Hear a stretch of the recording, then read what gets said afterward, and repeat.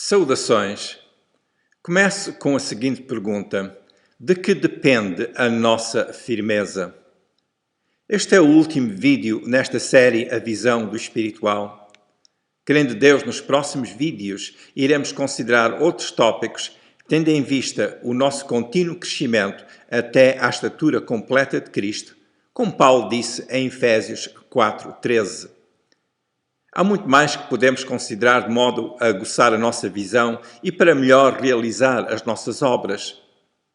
É importante não esquecer que, para navegarmos as marés deste mundo, que é bom ter um rumo compatível com o nosso destino com Deus. Navegar nem sempre é assunto complicado, mas o que nos é determinado é conhecer o que nos é dado e usá-lo no discernir do tempo e das marés, para que, com entendimento, nós possamos chegar ao destino.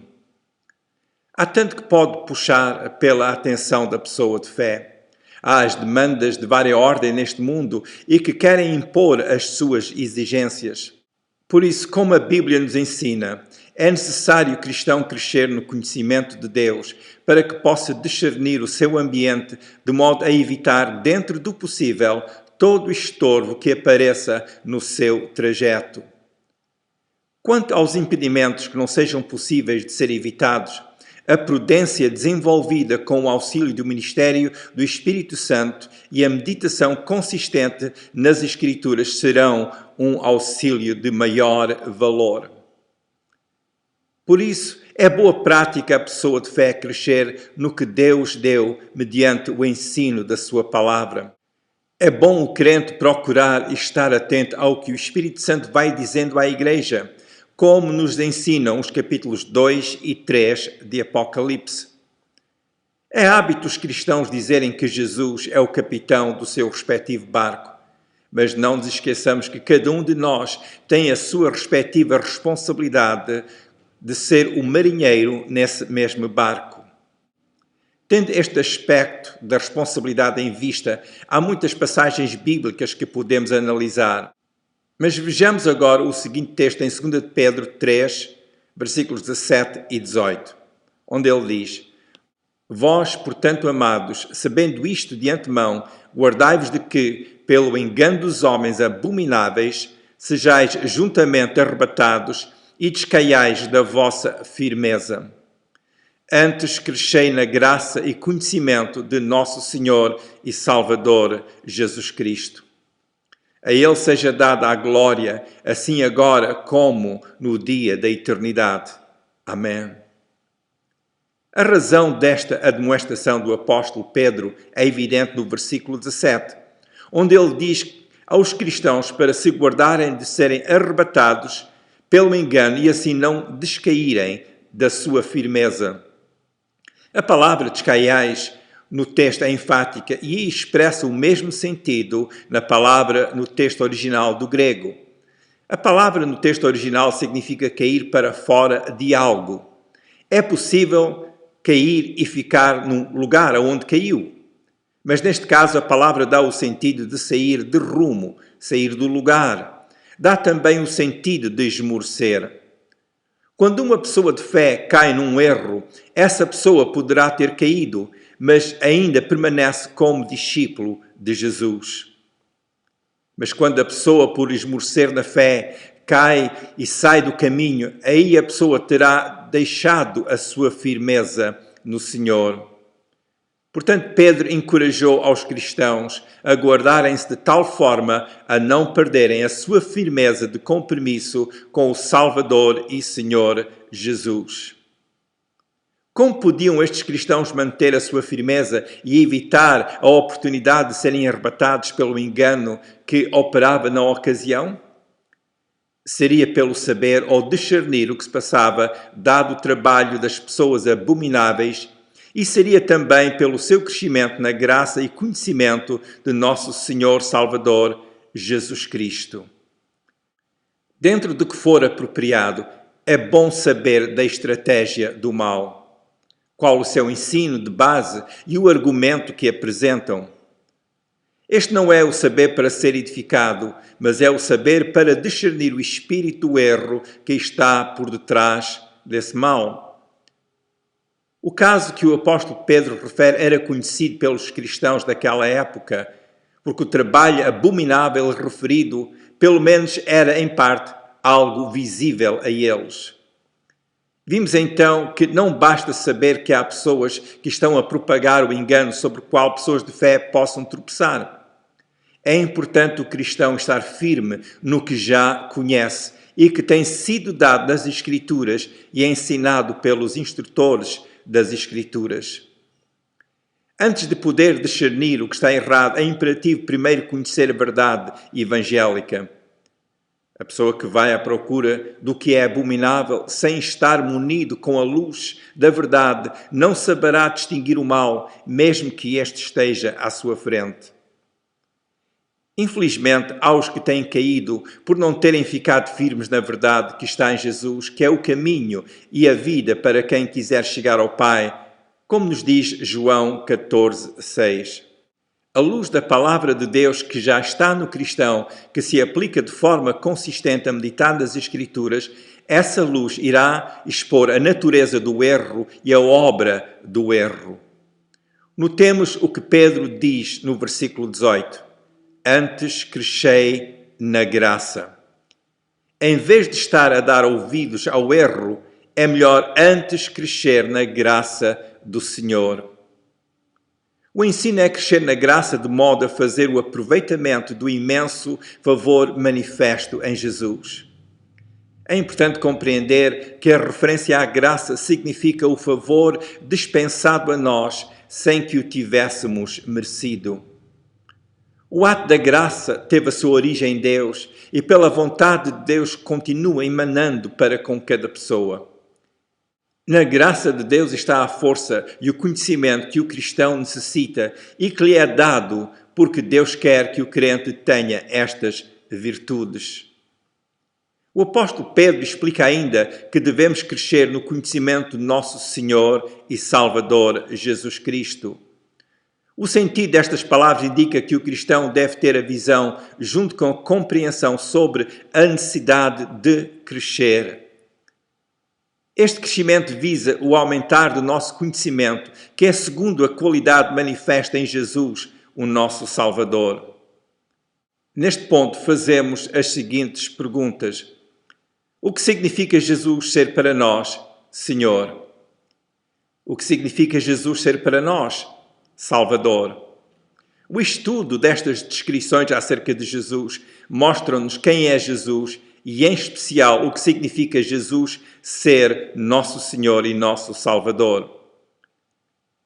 Como Senhor, Jesus tem o domínio sobre nós. Como Senhor, Jesus tem a liberdade e o direito de nos guiar. Como Senhor, Jesus é aquele que nos tirou do poder do pecado. Como Salvador, Jesus é o nosso Redentor e, como remidos, já não estamos debaixo da condenação. Portanto, como deve ser a nossa visão de vida e que é sustentada pela graça e conhecimento que emana da verdade de que Jesus é Senhor e Salvador? É assim, a nossa visão mantém bem de perto de nós a realidade de que Jesus, como nosso Senhor, mantém a sua autoridade e poder protetor sobre nós.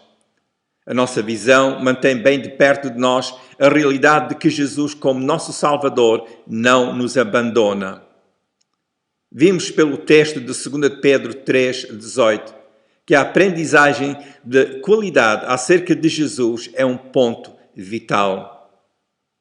A firmeza do cristão depende de conhecer Jesus na qualidade de provedor e redentor.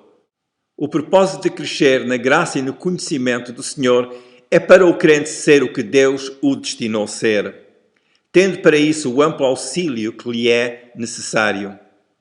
É o mesmo que dizer que o que vem de Jesus para a pessoa que está receptiva, isso fica enraizado em si, no seu entendimento, no seu caráter, no seu discurso e na sua devoção.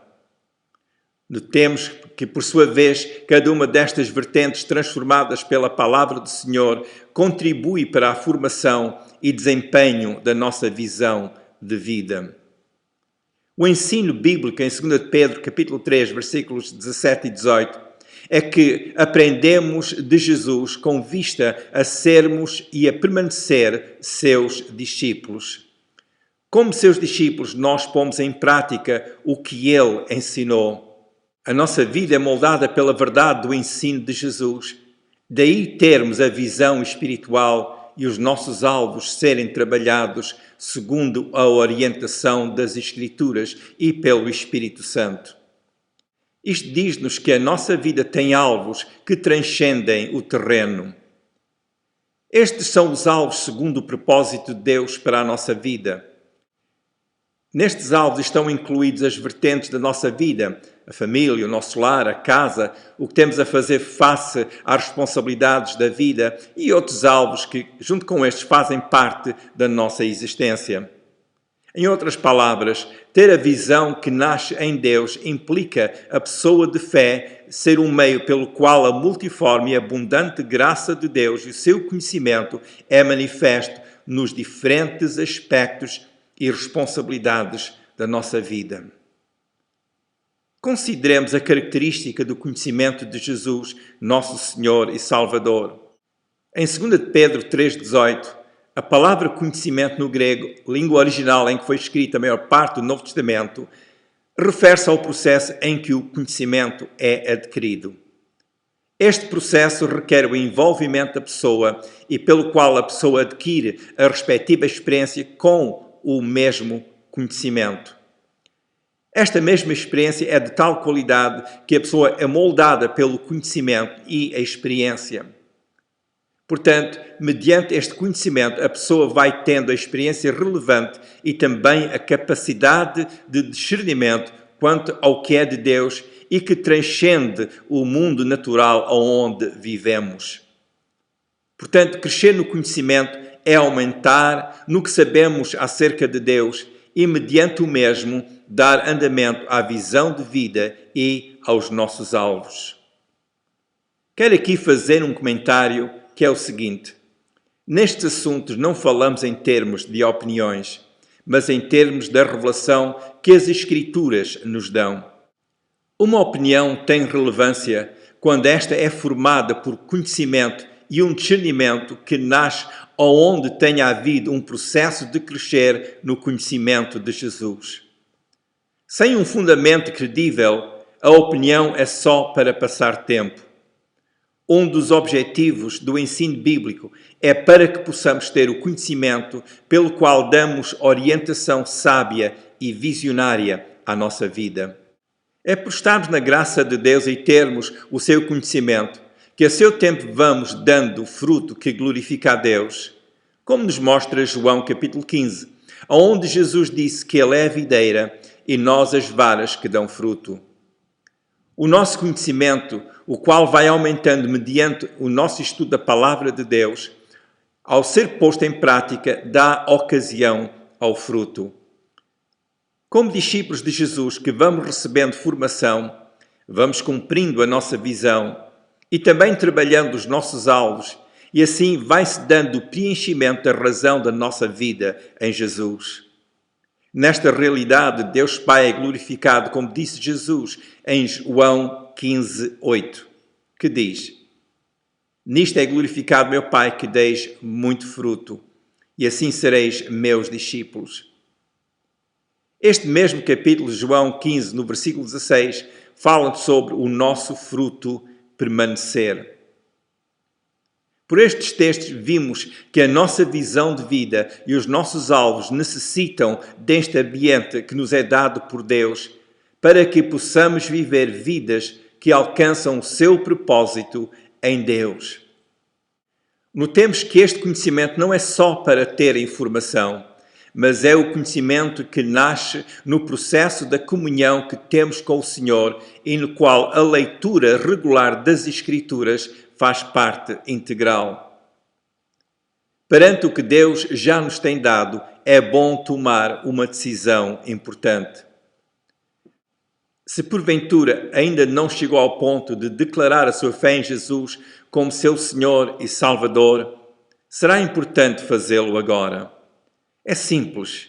É expressar com fé diante de Deus que reconhece que Jesus é o seu Salvador. Para ajudar, diga comigo estas seguintes palavras. Diga com fé em Deus: Pai nosso que estás nos céus, eu venho à tua presença declarando que Jesus é o Filho de Deus, que deu a sua vida por mim na cruz.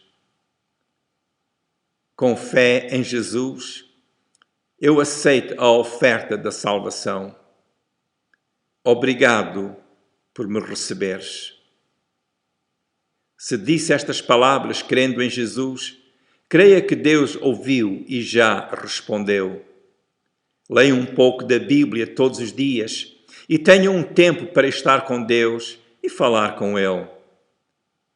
Fale com Deus no nome de Jesus, porque Jesus é o nosso mediador. Lembre-se que a salvação não é algo que merecemos, mas é a oferta de Deus, a oferta que Ele coloca diante de nós.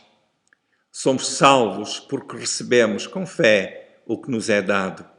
Fé é acreditar. Fé é acreditar na vontade de Deus em salvar-nos. Por isso é importante aceitar esta oferta. Se desejar mais informação, entre em contato comigo pelo e-mail que segue. Se estes vídeos lhe têm edificado, partilhe com outras pessoas. Talvez queira pensar em clicar nas letras em vermelho por debaixo deste vídeo e que diz subscribe para receber a notificação logo que eu coloque mais vídeos no YouTube. Esteja atento aos próximos vídeos onde vou partilhar verdades bíblicas que sustentam aos filhos de Deus de modo a viverem os seus propósitos. Oro a Deus que a sua bênção seja sempre ampla na sua vida. Se quiser ver os vídeos anteriores, vá ao YouTube, ao canal com o meu nome, Manny Bessa.